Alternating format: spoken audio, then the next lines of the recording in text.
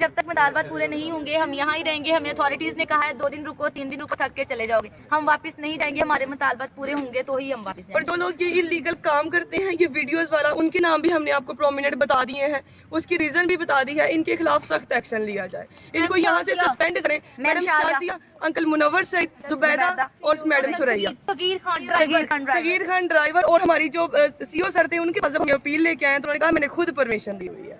किस बात की? वीडियोस बनाओ के स्टूडेंट की वीडियोस बनाएं और मुझे व्हाट्सएप पे सेंड। और मैं गारंटी देता हूँ ये वीडियोस कहीं लीक नहीं। और इस बात के गवाह हमारे पेरेंट्स भी हैं। देखी है हॉस्पिटल में एम्प्लॉयज के पास देखी है। आप बताइए क्या आपके इलाके का सीईओ ये परमिशन देता है लोगों को कि जाओ लड़कियों की वीडियोस बना के मुझे बस सेंड करना और किसी को ना करना?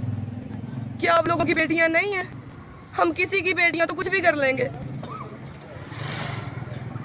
अभी तक 2500 लोग जो है वो हमें ज्वाइन कर चुके हैं और आपकी आवाज़ ऊपर तक पहुंचाने के लिए वो आपकी वीडियोस को शेयर कर रहे हैं। और हमारी आप सबसे अपील है, आप दोबारा एक दफ़ा चीफ जस्टिस ऑफ पाकिस्तान से अपील है कि वो इन बेटियों की आवाज़ सुने और ख़ुद इसका नोटिस लें।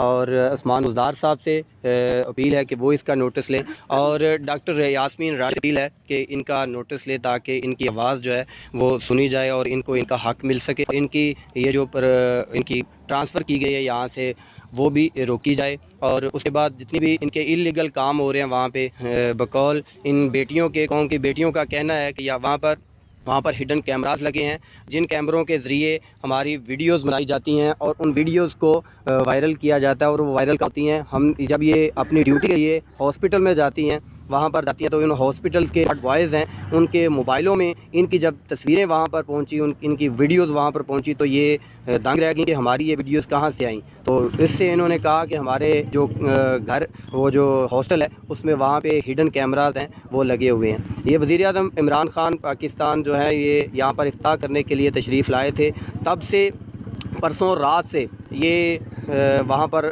जाके अपना एहतजाज कर रही हैं और अब तक इनकी कोई नहीं आया। और अपील है कि इनका ख़ुद नोटिस लिया जाए। वज़ीर आला पंजाब से हमारी अपील है कि इसका नोटिस लिया जाए। डॉक्टर यास्मीन राशिद से अपील है कि हमारा इनका नोटिस लिया जाए। तमाम स्टूडेंट्स 2 दिन से भूखी हैं, नाइट ड्यूटी की हुई है, 7 बजे के हम बैठे हुए हैं।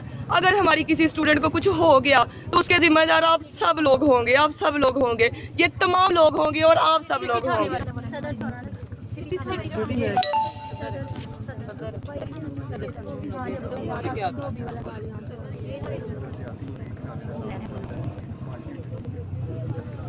की बात है, इन्होंने कहा है कि 5 लड़कियां जो माइग्रेट हुई हैं उनको हॉस्टल से निकालना है। हमने एप्लीकेशन लिखी है, हमने कहा है प्लीज बहुत शाम हो चुकी है, हम इस टाइम बहुत दूर से आए हुए हैं, हम नहीं जा सकते, हमारे पेरेंट्स नहीं आ सकते इतनी रात को, हमारे इलाके इस तरह के नहीं है। इन्होंने कहा है हमें सीओ ने, हमें डीसीओ ने कॉल किया है कि लड़कियों को उठा के बाहर फेंको। हमारी 2 टीचर्स, 5 वर्कर्स था उसकी पर आई हैं। वर्कर्स ने हमें धक्के दिए हैं, थप्पड़ मारे हैं, गालियां दी, हमारा सामान फेंका है। हम मजबूर होकर सारी लड़कियां वहां से बाहर निकली हैं। हम लोग थाने में गई हैं, इस थाने में गई हैं और जब हम वहां गए हैं तो उन्होंने हमें जाते ही पूछा क्या करने आई हो। हमारा तो तुम लोगों से कोई ताल्लुक ही नहीं है, तुम लोग तो जूता पॉलिश करवाने धोबी के पास आ गई हो। तो क्या किसी की इज्जत बात बनेगी तो आप पहले ये पूछोगे कि तुम किस अदारे की हो। हमने उनसे कहा है हमारे साथ जुल्म हो रहा है, उन्होंने कहा है अपने महकमे में जाओ, हेल्थ वालों के पास जाओ, किसी ने नहीं सुनी हमारी। बताएं आप सर हम सुबह से लीगल हो रहे हैं, होना क्या है सर? 10 दिन हो गए सर इसी तरह से सड़कों में निकले हुए और ये समझने के ये तमाशा है। आते हैं, सुनते हैं, खड़े होते हैं, एप्लीकेशन लिखी है कि नहीं लिखी पूछते हैं ये और चले जाते हैं एप्लीकेशन लेके। सब लोग जितने भी लीगल हो रहे हैं, क्यों हो रहे हैं सर? अपनी इज्जतों को बचाने के लिए। और फिर भी हमें ये कहा जा रहा है कि अपनी इज्जतें बेचने के लिए सड़कों पे जाती है। इन्हें बड़ा शौक है सीओ साहब से मिलने का, इन्हें बड़ा शौक डीसीओ से मिलने का। ये बात किसने की आपसे? सर ये सारी टीचर्स ने की है सर। मसला क्या है? मतलब है क्या सर? मसला ये है कि हमारे हॉस्टल में, हमारे स्कूल में जो भी नाजायज काम होते हैं, जो भी गलत इलीगल एक्टिविटीज होती हैं, अगर उसके अगेंस्ट कोई भी आवाज उठाता है तो उसे ये कह के थ्रेट कर दिया जाता है कि तुम्हें माइग्रेट टर्मिनेट कर देंगे। अगर स्टडी मांगी जाए तो ये कह दिया जाता है कि तुम्हें टर्मिनेट कर देंगे। इसी तरह वैसा स्टडी मांगी है, जो गलत एक्टिविटी आवाज उठाई है, 5 लड़कियों को टारगेट करके उनका नाम दे दिया सर। माइग्रेट कर दिया सर हम में से allegation जो लगाई बहुत गई हैं। दूर किया, हमें तो ये भी नहीं पता मणि बहुदिन है कहाँ। सर हमारा गुनाह क्या है? सर सबकी एक आवाज थी कि गलत काम बंद कर दो, उसमें हमारा क्या गुनाह था? सर हमें ये कहा गया है कि तुम लोगों को इबरत का निशान बनाएंगे। सर अंदर रह के सर हॉस्टल में सीओ भी हर जगह हाथ जोड़ जोड़ के मांगी है कि हमने कोई गलती नहीं की, फिर भी हमें माफ कर दो, हम आइंदा नहीं बोलेंगे। इन्होंने कोई नहीं सुनी हमारी, हम ड्यूटीज भी कर रहे हैं, इनकी एक एक बात भी मानी है। इन्होंने तुम लोग को ड्यूटी करने के पैसे देते, अपने के नहीं देते, फेल होती हो तो होती रहो, हमने वो भी मान लिया इस तरह हमारा नाजायज वीडियोस बनाई जाती हैं, उसके अगेंस्ट एक्शन लिया उन्होंने कहा सीओ सर ने परमिशन दी है जिस तरह की मर्जी वीडियोस बनाई। और सर अब हमें ये कहा गया कि अब तुम लोग को लाठियां मार के यहाँ से नारवल से निकालेंगे। सर ये इज्जत है हमारी। ये सर ये देखें, सर ये देखिए हम ड्यूटी भी करते हैं सर टीचर्स ने हमें मारा है सर, परसों रात को भी यही कुछ हुआ है सर, आज भी यही हुआ है। सर ये देखें सर प्लीज ये देखें, हम डीसी सर से बात करने के लिए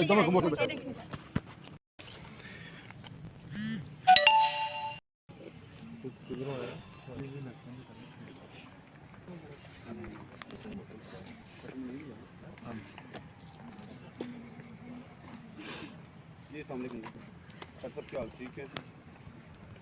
असल मैं तो डीसी अपने काम पे आया थी, सारी बच्चियाँ खड़ी हैं सर, तो आपकी बच्चियाँ ख्वाजा वसीम बोल रहा हूँ। तो मैं डीसी अपने काम पे आया था, तो मैंने अभी देखा इसका बच्चियाँ खड़ी हैं वसीम वाली, आपकी बच्चियाँ होंगी, मेरी बच्चियाँ इतनी हैं, तो उसको मसला तो बैठ के हल कराते हैं, ऐसा थोड़ा करते हैं। एक दिन हो गया वाला यार, मैं बाहर ही खड़ा उनके पास, बच्चियों के पास। अब कितनी देर में पहुंचे आप? कितनी देर में आते? मैं ये पूछ रहा हूँ आपसे। जुम्मा तो हो चुका, अभी अब कौन जुम्मा पढ़ना आपने? नहीं वो फैक्ट्री में आप अंदर बैठे हैं, बाहर खड़ा, आप मुझे हुक्म ना देना कहाँ बैठना मैंने। मैं आप वेट कर रहा हूँ आपका, मैं ठीक है जी, आप आए। सर हमें सारे ऑफिसर्स ने एक ही बात कही है, अफसर सर की सुनता है, तो सर हम गरीबों की कौन सुनता है? वो बता दें वहाँ चले जाए। पता नहीं, हम तो दम से आए। सर कोई पहुँचने दे तो आपको पता, सर कोई पहुँचने दे तो आपको पता चले ना। आज निकलने की कोशिश की है ना हम लोगों ने, टीचर्स ने हमें मारने की कोशिश की है, हमारे कपड़े फाड़े हैं। ऐसे होता अगर हम बात करने के लिए निकलने की कोशिश करें तो। नाइट ड्यूटी करके तो बैठे हुए सुबह को मौके पे आके सुबह को बैठे हुए हैं, किसी सर ने कहते कुछ हैं नहीं खाया हुआ। 2 दिन बैठेंगी चली जाएंगी खुद ही। एक दिन बैठेंगी, दो बैठेंगी, चली जाएंगी।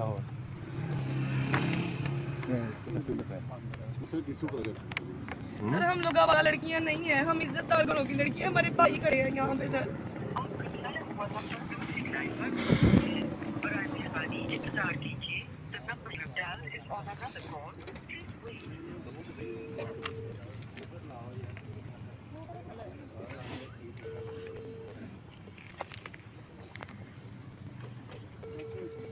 पूछेंगे कि वो क्या कहना चाह रहे हैं यहाँ पर जो उनकी बेटियों के साथ ये सलूक किया जा रहा है, वीडियोस बनाई जा रही हैं, उनकी वायरल की जा रही हैं और उनके साथ परसों से वो यहाँ पर जलील हो रही हैं, लेकिन उनकी बात जो नहीं सुनी जा रही। उनके वालिद साहब यहाँ पर मौजूद हैं, उनसे भी बात करते हैं। जी बाबा जी, आप ਤੁਸੀਂ ਕੀ ਕਹਿਣਾ ਚਾਹੋਗੇ ਇਹਦੇ ਬਾਰੇ 'ਚ ਜਿਹੜਾ ਸਾਰਾ ਮਾਮਲਾ ਚੱਲਦਾ ਪਿਆ? ਤੁਹਾਡੀ ਬੇਟੀ ਜਿਹੜੀ ਹੈ ਉਹ ਪਰਸੋਂ ਤੋਂ ਰਾਤ ਤੋਂ ਜਿਹੜੀ ਇੱਥੇ ਦਲੀਲ ਹੋ ਰਹੀ ਹੈ ਤੇ ਇਹ ਕੋਈ ਵੀ ਆਵਾਜ਼ ਨਹੀਂ ਤੁਹਾਡੀ ਸੁਣਦਾ ਪਿਆ, ਕੀ ਮਸਲਾ ਹੈ ਇਹਦੇ ਵਿੱਚ? ਤੁਸੀਂ ਕੀ ਕਹਿਣਾ ਚਾਹੋਗੇ?